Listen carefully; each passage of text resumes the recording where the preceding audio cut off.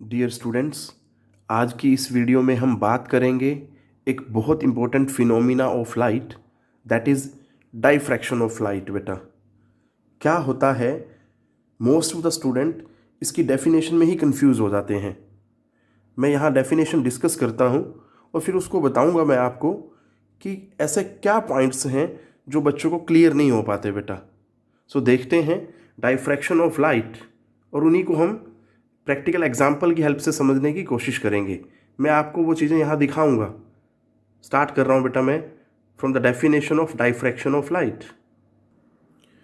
The phenomena of bending of light around corners of an obstacle और aperture in the path of light. देखो सभी चीज़ें समझ आ जाती हैं।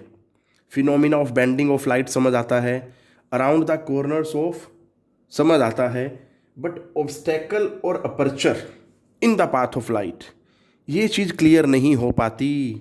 तो पहले इन दो लाइंस का मतलब समझते हैं, बट उसके लिए मुझे ऑब्स्टेकल का पता होना चाहिए और अपर्चर का पता होना चाहिए। So first of all we talk about obstacle. तो मैं आपको एक दिखा रहा हूँ बेटा ऑब्जेक्ट, ये आपको दिखाई दे रहा होगा, एक वायर, क्लियर, ये वायर आपको दिखाई दे रही होगी, वेरी थिन वायर, क्लियर है बेटा, जो एक्ट कर रही है as an obstacle in the path of light. आप इसको ऐसे रख दें सामने लाइट के, ठीक है जी। जितनी ज़्यादा थिन वायर आप ले सकते हैं उतनी थिन वायर लें। लेने को तो मैं पेंसिल ले सकता हूँ, बट जब पेंसिल लाइट के रास्ते में आएगी तो यहाँ पे डाइफ्रैक्शन ऑफ लाइट नहीं होगा। उसका रीज़न भी बताऊँगा बेटा कि ऐसा क्यों है, ठीक है। अब बात करते हैं हम अपर्चर की।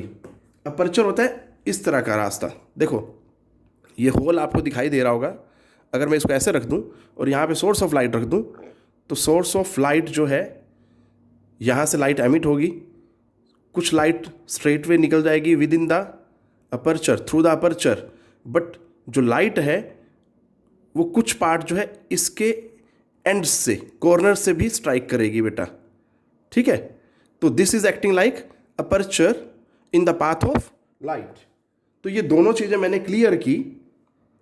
और अब वो कहता है, अगली दो लाइनों को अगर देखें, on account of this bending light penetrates into the geometrical shadow of the obstacle और अपर्चर। मैंने आपको ऑब्स्टेकल भी दिखाया और अपर्चर भी दिखाया बेटा, ठीक है।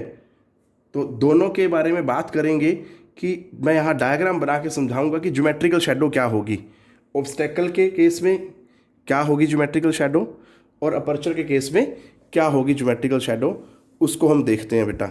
बट मैं क्लियर कर दूं, अभी इस वीडियो में आगे भी बताऊंगा मैं कि जो ऑब्स्टेकल और अपर्चर दोनों का जो डायमेंशंस हैं according to the wavelength of light होने चाहिए बेटा। याद रखें ये बात, मैं दोबारा रिपीट कर रहा हूँ, the dimensions of obstacle and aperture should be according to the wavelength of light, या मैं सीधा सीधा बोलूँ comparable to the wavelength of light.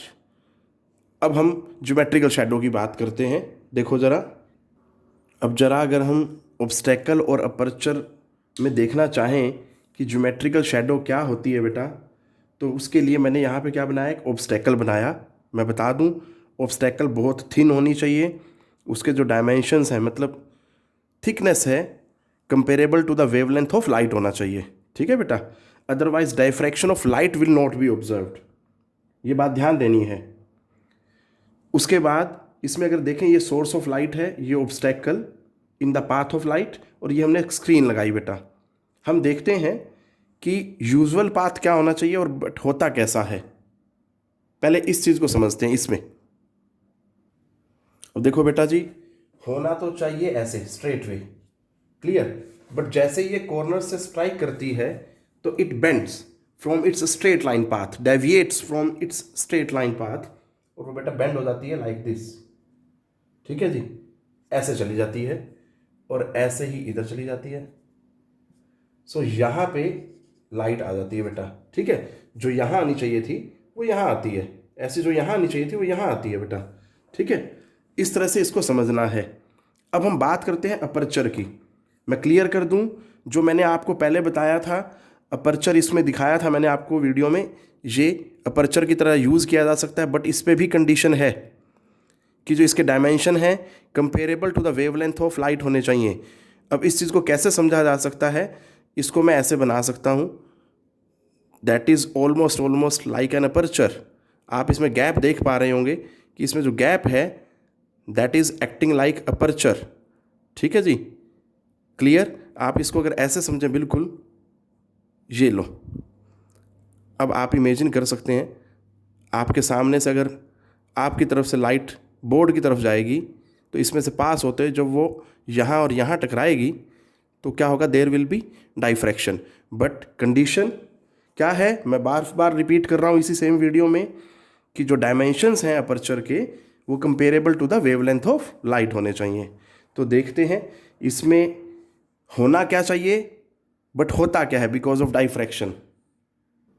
अब बेटा जी, अपर्चर के केस में होना तो चाहिए ये स्ट्रेट लाइन पाथ, बट जैसे ही यहाँ पे कॉर्नर्स पे स्ट्राइक करती है लाइट तो ये कैसे बेंड कर जाती है, deviates from its straight line path, इस तरह चली जाती है बेटा। तो जो लाइट यहाँ आनी चाहिए थी वो यहाँ दिखाई देती है बेटा। ठीक है जी, स्क्रीन पे ऐसे यहाँ पे। तो ये जो है इसी को हम क्या बोलते हैं, बेसिकली ये जो बेंडिंग हुई, ठीक है जी, फ्रॉम स्ट्रेट लाइन पाथ, और वो भी कैसे, around the corners of obstacle and aperture. ठीक है बेटा, याद रखें मैं एक वीडियो भी डालूंगा जिसमें मैंने अपर्चर के through diffraction of light show किया है। एक खुद का बनाया हुआ एक मॉडल है मेरे पास, वो भी मैं डालूंगा ताकि आपको क्लैरिटी हो जाए बेटा कॉन्सेप्ट की। और उसमें भी आप ध्यान देंगे कि जो ओपनिंग है इन द पाथ ऑफ लाइट, जैसे मैंने अभी आपको शो किया था ये, कि वो कंपेरेबल होनी चाहिए to the wavelength of light, क्योंकि तभी हम डाइफ्रैक्शन ऑफ लाइट को समझ पाएंगे बेटा, देख पाएंगे। यही प्रॉब्लम है एक्चुअली, डाइफ्रैक्शन ऑफ लाइट जो है इज़ नॉट सो कॉमन। उसकी प्रॉब्लम ये है उस सिचुएशन में कि जो ऑब्स्टेकल और अपर्चर के डायमेंशंस होते हैं comparable to the wavelength of light नहीं होते। वो बहुत, क्योंकि लाइट की जो वेवलेंथ है बहुत कम होती है और हमें उसी के अकॉर्डिंग क्या होने चाहिए, उतने ही नेग्लिजिबल डायमेंशन के क्या चाहिए होते हैं, अपर्चर और ऑब्स्टेकल एंड अपर्चर चाहिए होते हैं बेटा, जो रेडिली अवेलेबल नहीं होते। That's why diffraction of light is not so common. But इसके अपोजिट अगर हम बात करें, डाइफ्रैक्शन जो है that is common to sound waves and radio waves. Clear है बेटा, मोस्ट रेडिली ऑब्जर्व्ड होता है ये। क्यों ऐसा है, क्योंकि साउंड वेव और रेडियो वेव्स की वेवलेंथ जो है ज़्यादा होती है, और हमें पता है कंडीशन डाइफ्रैक्शन की क्या है, कि जो डायमेंशंस हैं ऑब्स्टेकल या अपर्चर के, they must be comparable to the wavelength of sound wave and radio wave here. ये चीज़ें याद रखनी है बेटा।